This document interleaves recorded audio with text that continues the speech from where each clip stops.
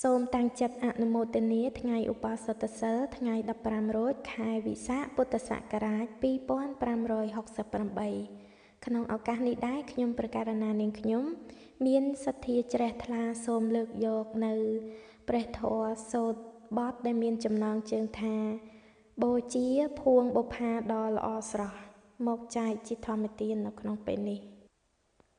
យើងខ្ញុំទាំងឡាយ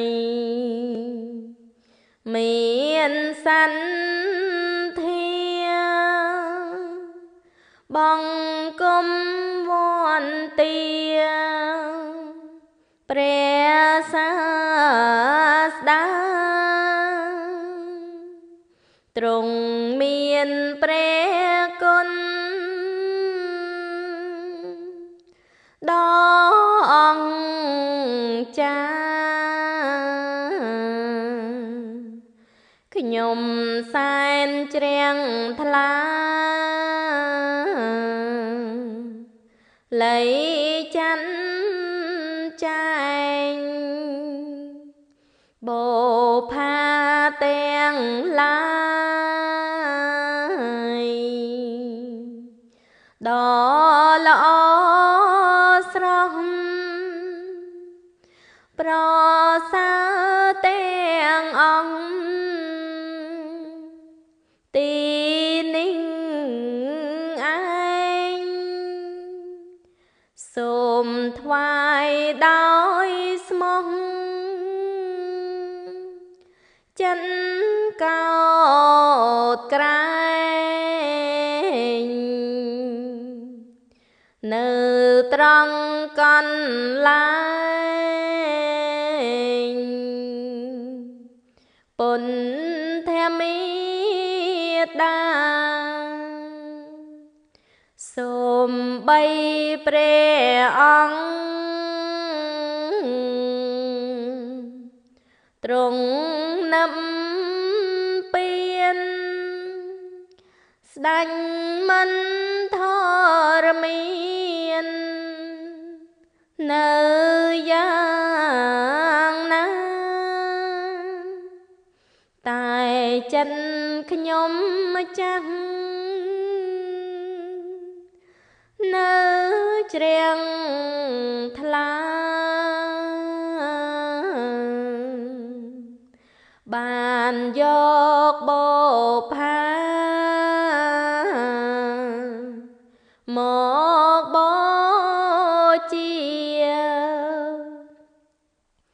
ដោយគុណអា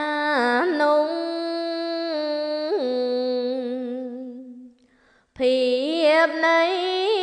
បុណ្យដែលជានៃគុណដ៏មហិមាសូមបានរួចពីទុក្ខវេទនារហូតដល់គ្រាបង្រិញនិព្វានបើមិនតាន់បានរួចពីទុក្ខពីនេះទៅមុខសូមឲ្យបានសេងរីសម្បត្តិបញ្ញាញាណមានចិត្តអាចហ៊ានក្នុងកងសលសូមឲ្យបានជួបតែសម្បរោះ ក្រុមជាទាំងអស់ចូ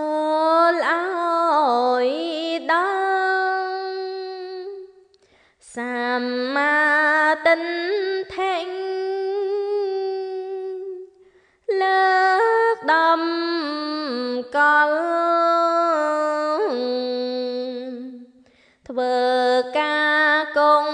សលដោយសោមនងសាងល្អកុំមានចិនស្ទើស្ទាំងលះមាញ់ឆាំងរិយ៉ាងមិនទៅតងឯសិលក៏ល្អបានច្បាំងលាស់រីករាយសោមនង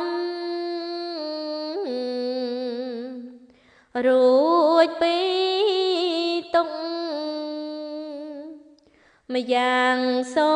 មញាតិមិត្តអនុមោទនាមានចិនសន្ធាជាប្រមុខទទួលយកបន់សន្សំទុកបានរួចពីទុកជួបក្តីសុខ